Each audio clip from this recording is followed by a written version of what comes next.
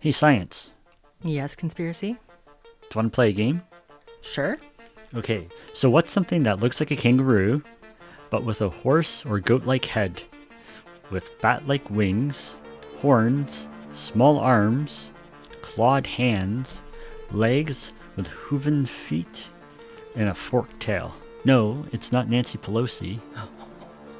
It's something a whole lot less terrifying. No, don't say that. Is it the Jersey Devil? No, it's the Leeds Devil. The Jersey Devil. Leeds Devil. Jersey Devil. Leeds Devil. Jersey Devil. Leeds Devil. Wabbit season? As you guessed it, everyone, we're talking about the Leeds Devil, or some people call it the Jersey Devil. Okay. So put on your hooved feet, pull up a chair, make yourself a coffee. Fits your bat wings. Fits your bat wings. Make yourself a cup of joe and settle in for science versus conspiracy talk, the Jersey Devil. Over coffee. All right, today's coffee is the seductively smooth and edgy dark bold by Ethical Bean Coffee. Edgy on the one hand, seductively smooth on the other. This popular dark roast coffee delivers a straight up, sweet and full bodied cup. So they say. I like this. It actually says they add a touch of melodrama to your morning. Who needs that? No, not me. But seriously, folks, this is not an ad. This is just the coffee that we're drinking today. We've had a few different ones in the Ethical Bean stream. Mm-hmm. And, I have to say this actually isn't my favorite from Ethical Bean. Yeah, I'm not really happy with this one either. Yeah, but, we'll drink it. We're addicts. So we'll finish the bag and then move on to something else. Mm-hmm. But Ethical Bean, we do really like a couple of their other roasts. So, by all means, like the Sweet Espresso is really good. Lush is really good. Mm-hmm. And their Classic is really good. It's classic. So check out Ethical Bean if you have not already. But now back to the show. So, the Jersey Devil, real or fake? Fake, fake, fake, fake, fake. Fake, fake, fake, fake, fake? Add in Elaine Bennis here. So let's get into a little bit of the backstory of where the Jersey Devil came from. As the legend goes, the origins of the Jersey Devil began in 1735 at a small cabin on Moss Mills Road in Leeds Point, a section of what is now Atlantic County in New Jersey. Jane Leeds, also known as Mother Leeds, was pregnant with her 13th child. Yeah, who would want to have 13 children? Yeah, really. Anyway, unable to come to terms with having yet another child, she cursed the child in frustration, vowing that the child would be the devil. One stormy night in 1735, Mother Leeds went into labor, while her friends gathered around her for support. At some point during the night, she gave birth to a child. By all accounts, looked normal. However, soon after the birth, the newborn child transformed into a creature with hooves, a goat's head, bat wings, and a forked tail. The child's crying quickly turned to growling and screaming. The child tried to get away by striking everyone in the room with its tail, before finally escaping and flying up through the chimney and headed towards the pines. In some variations of the tale, Mother Leeds was supposedly a witch, and the child's father was, in fact, the devil himself. Yeah, so I read accounts that it changed. I read accounts that it was born this way, like Lady Gaga. But either way, someone's been drinking too much. Explain. Like, where do you think the story went from? Like, where did they get the story from then? Well, I think it's quite possible that she had 13 children. Unfortunately, at the time there was no such thing as birth control. This is like the late 16 to early 1700s for people who don't remember, short attention span. But there is just no way physically possible for an infant to then transform into a hooved creature with a goat's head, bat wings, forked tail, and a body like a kangaroo. Even if Deborah Leeds was a witch and the rest of her family was heavily involved in the occult? I mean, I did read that, but that extent of bodily transformation has never been scientifically documented. There's just no way. People have grown to odd, or shall I say not odd, but extremes in height. There's gigantism, elephantism, there's dwarfism. I mean, we have all sorts of quote unquote abnormal development. Right. But that is a rapid extreme. And we're not even talking like, Benjamin Button or anything like that. Like, this is just not physiologically possible. It's just not. Right. Well, let's get into the Leeds history, because if this has any truth to it, it's going to be in the family history. And I got a few notes too about the family history, but what did you come up with? Well, I mean, the Leeds family was described as a bunch of monsters, essentially. And, with respect to mass hysteria and things like that, there are a lot of ways that an insult can transform into an urban legend. And so what I think really happened here is exactly that. So Mr. Leeds, that impregnated his wife 13 times, Yep. was a bit of a monster. She cursed him and the baby as devils, supposedly, according to one of the stories. Right? So, anybody who hears that a woman's given birth for the 13th time and cursed the baby as a devil, highly superstitious and impressionable people may have taken that to the extreme. 13 had already been an unlucky number as well. Yep. So there's a lot of superstition and highly impressionable people. But what I think it can be further attributed to, though, is a different Leeds, and that would be Daniel Leeds. Did you read about Daniel? I did. About his involvement with Benjamin Franklin and the almanac dispute. Side note here, Benjamin Franklin's almanac was called Poor Richard's, so any Office fans ever make that connection about Poor Richard's at the bar in Pennsylvania, Scranton, Pennsylvania. And the Ben Franklin episode. Just a little Easter egg in the Office here. That is so cool. I never made that connection. Yeah. Oh my God, that's so cool. But anyways, going back to Daniel Leeds having a feud with Benjamin Franklin, known occultist. Who was? Benjamin Franklin. Well, according to this, so was Daniel Leeds. Sorry, go ahead. No, I was just going to say, he was the one that was being accused of being the occultist publicly. He was veering from his Quaker traditions by putting out an almanac that had astrology in it. And so people were talking about, he was blasphemous and sacrilegious and all this kind of stuff, veering from his Quaker traditions. So they started calling him the Leeds Devil. Yep. Okay? Yep, I read that.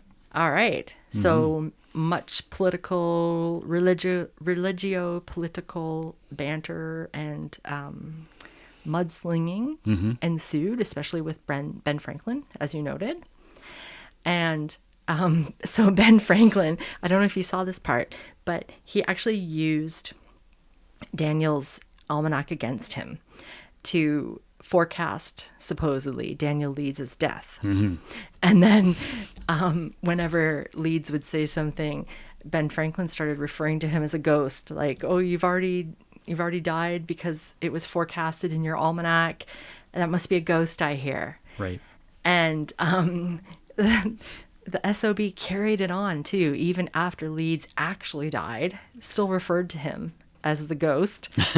And so, a lot of people were hearing the Leeds Devil ghost, this area that they were in New Jersey, and that helped spur on the legend. What made it even worse, though, was the Leeds family crest. Do you know what was in it? Yes, but tell us. The wyvern, which is that two-legged winged dragon that folks later adapted the image to the Jersey Devil. But what if the Jersey Devil transformed into this creature because of the curse and because of the occult connections and witchcraft, and Benjamin Franklin being a part of the Hellfire Club in London? Hey, it's a bunch of hooey. It's a bunch of hooey. Okay, so then how do you explain the animal mutilations, the chickens being all Other animals. being killed, Other animals. Predators. but people had witnessed Science. but people had witnessed this winged creature in the area before the mutilations. Yes, but what they had probably witnessed was a sandhill crane. Did you know the sandhill crane can stand about 4 feet tall? It has 2 legs and an 80-inch wingspan. And they are indigenous to that area. So what a lot of people saw was probably just a sandhill crane. The Jersey Devil would have to be, as it was always noted as being much larger than 4 feet, it would also have to therefore have much larger wings. But the wings were never described as being as big as we needed to physically, and I'm talking physically as in physics here, people, to physically lift the body off the ground to get lift off.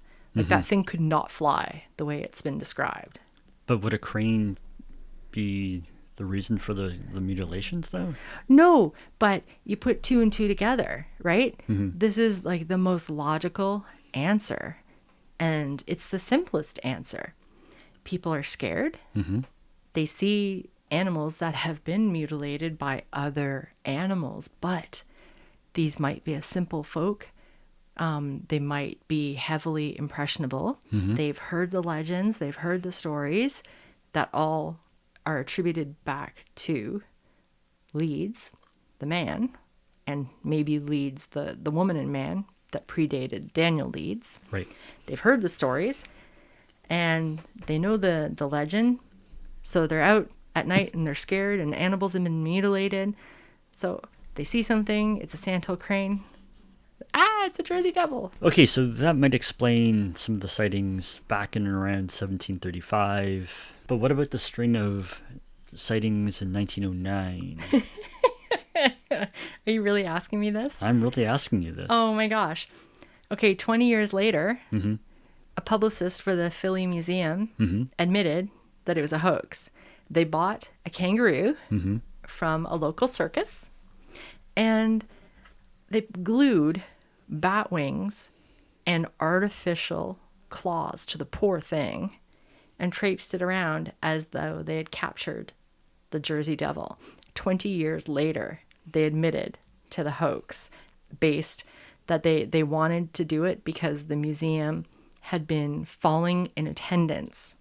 And so they were doing it to drive up attendance. Yeah, I don't buy it. Well, of course you don't, because you're conspiracy and I'm science.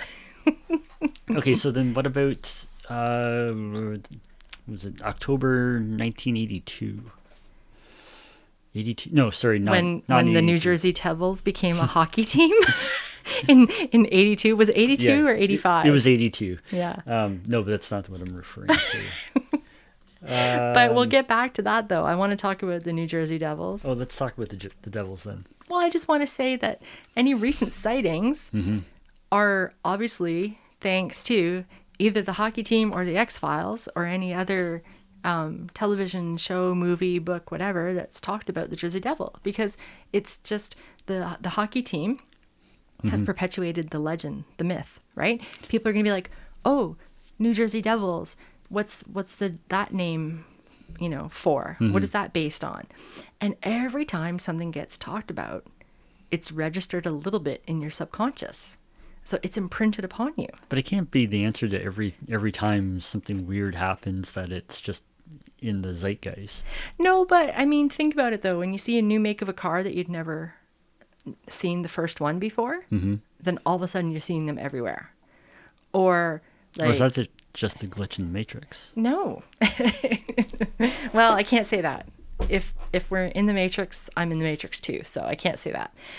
But I think that I loved the episode of the X-Files, and it was a little bit different as well, because it was more meant to be half humanoid, half creature. They're feral. I don't know if you remember it very well, but they were feral humans, and the male had been killed. Spoilers here for people who haven't watched the X-Files, but I mean, come on, folks, it was 1993, so If that's you haven't on you. seen it by now, That's on you.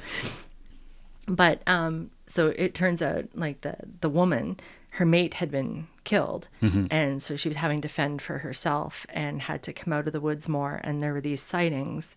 And so, yeah, people were being, harmed and maimed and stuff, but they were half human, half something else. But yeah, and then they had children too. And the end of the show was like this little feral wild child looking out from the woods, because then they ended up killing the mom too. And the kid's going to have to carry on and fend for themselves. And Carter said it was more of like a statement on humanity, because of the cannibalism, because those were essentially kind of humans feeding off themselves. And it was a comment on how humanity is hell-bent on its own extinction. And so, yes, people thought it was corny at the time, but I thought it was kind of neat. But I mean, so, media, in whichever way, perpetuates these legends and stereotypes, so that when you're in a situation and you're feeling threatened and you're feeling scared, those are the kind of things that come up, even if what you are seeing is just a sand crane. Until it's not. Until it's not. So the Pine Barrens, where it was said to have lived and originated, is a very inhospitable land. And the people in that area, there have been many, many stories about them being more, shall we say, feeble-minded is the term that they used to use back then, with a lot of inbreeding. And so, with the inhospitable land, people are scared. The people around there aren't quite as smart, shall we say, and probably are more susceptible to legends and myths. So, it could be a case of a little bit of that mass hysteria that they used to always attribute things to in the 1800s anyway. But, even if this Jersey Devil were to be real, what about all those claims of its body being found? What about the several claims that people have captured it and killed it and have its corpse? Right. And are you talking about the zoo, when they came out 20 years later and said that it wasn't, that was just a hoax? Like, no, so that was a museum. Yeah. That was a museum, not a zoo. But no, I mean, like, actual people who have claimed to hunted and killed and have, photographic evidence or whatever. Well, it's just suppressed. Just like some of the Bigfoot sightings, and the they say hunters have captured a Bigfoot, or people who have claimed to have seen aliens and been abducted by aliens, or have some sort of proof. The proof is out there. The truth is out there. But there's always going to be people that can come out and deny it and make the other people looking like they're crazy. So my question is, if all of these corpses exist, how many times over has the Jersey Devil been killed? He's been killed 1,000 times over, unless it was a whole species, which it's never referred to as a whole species. In the folklore, it's always referred to as one singular Jersey Devil. But maybe it's soul transferring, like it gets killed and then its essence goes out and then reforms into something else. Why not? No, because there's no way that's physiologically possible. Well, we talk about reincarnation all the time, about being a real thing. But that's the spirit of reincarnation does not physiologically change the body. But maybe If this you is something believe- different. But maybe this is just a variation on the reincarnation story. Okay, have you ever heard of transubstantiation? Yes. So, especially in the Roman Catholic Church, right? They talk about how the bread and the wine are the body and the blood of Christ, right? And supposedly there's that actual transformation. Right. So, when you eat the communion bread, it's becoming the body of Christ in your body as you eat it, and it's very cannibalistic to think about it. But whoever thought of the Eucharist as being like cannibalistic, I don't know how the Catholic Church would actually like that interpretation. But it's a story, right? So with many of these things, like transubstantiation is just another story, just like the Jersey Devil is just another story. Based on fact. And there's no way that you can, eat a really, really dry wafer. Believe me, folks, they're horrible. I was raised Catholic and had to go to mass for all major religious holidays. But communion wafers are horrible. But there's no way that gets like converted to the actual body of Christ. There's no way. Because if Jesus was a dude and he lived over 3,300 years ago, that's not his body now, even if he really was a dude. Right? Right? Right? I'm right. You have nothing to say because you know I'm right, which means I might be right about the Jersey Devil. I might be. You might be. I might be. What I was going to say, though, is if reincarnation is actually a thing, and this is really taking a weird turn that I really didn't expect. But if reincarnation is actually a thing, then everything that has ever existed is a part of everything that has ever existed. So if Jesus was a real person, parts of his atoms at the subatomic level are a part of everything. Well, okay. So we are, in fact, eating. We're or all becoming... descendants of Christ, if you look at it that way. You don't have to believe in reincarnation or Jesus in that sense. You don't have to. You don't have to believe in reincarnation. So the way you preface that, it's irrelevant. Really, if you think about it, atoms are always bouncing into each other and changing things. And at some sub-particle level, we're all one. Right? Particle theorists, particle physicists, this is what they study, right? Yep. And we are all one in that sense. We're all just atoms bouncing around into each other, and this is what we happen to take form of right now. So who's to say that a random set of atoms didn't change a baby, a 13th child, into a goat thing? But there's the...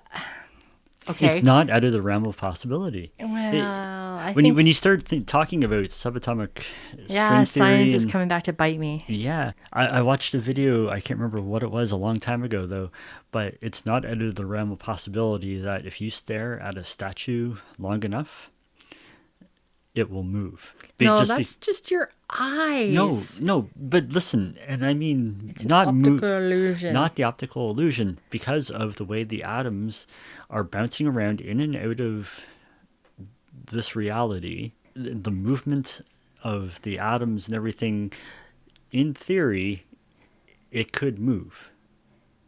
It could transform. The likelihood of that happening is very, very, very, very small. But in theory, it is possible. Okay, so you got to find that video and put it in the show notes, because I would be curious to see that. And I guess if we're talking about things like that and we're talking about particle physics, I guess I have to concede. Ha! Right? Well, That's it for the show, everybody. I wasn't expecting that. No, that's really funny. I still think it's just stories. Like, people weren't as highly educated, right? They used to blame it for their crops failing. They would blame it for their cows stopping giving milk, for the wildlife dying, as you said, right? They would blame the weather, or blame the weather on it. Some of the myths were that it would reappear every 7 years, right? But we know we go through climate turnover, so some of those myths and stories, it's just because people weren't that educated at the time. What are they going to say about us 50, 200 years into the future? They'll say, well, that science girl was really evolved. She really knew her shit. Yeah, I mean, it's not beyond the realm of possibility, but as you said, with the statue, highly, highly, highly, highly, highly unlikely. It's highly. Yes, but there's still that little possibility. It's not out of the realm of possibility that this transformation of this child could have taken place given the right conditions. But it didn't. What are the right conditions? What are the right conditions, Bob? Tell me. I don't know. Right now, we are those feeble-minded people comparatively to someone 200, 300,000 years into the future. Says you. I know you are, but what am I? They'll have a better understanding of everything compared to what we have. And they're going to say, man, were those humans ever gullible back then? They believed any story. There's so many accounts of things that were dismissed as not real, and then all of a sudden, like what? The panda. For centuries, the panda was supposedly this mythical creature in China. Really? Yeah, look it up.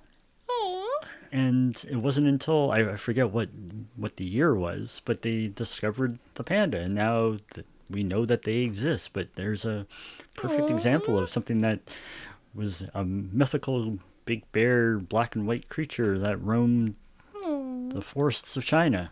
Chupacabra. That's another episode. Chupacabra. All right, we better cap it for there, folks. Yeah, we're getting off into so many different tangents here.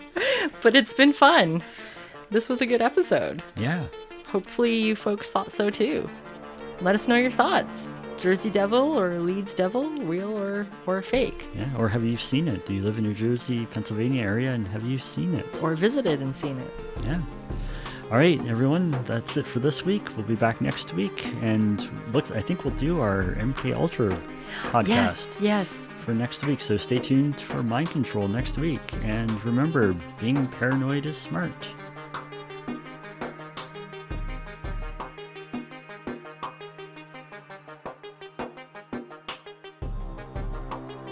If you like the episode, don't forget to subscribe.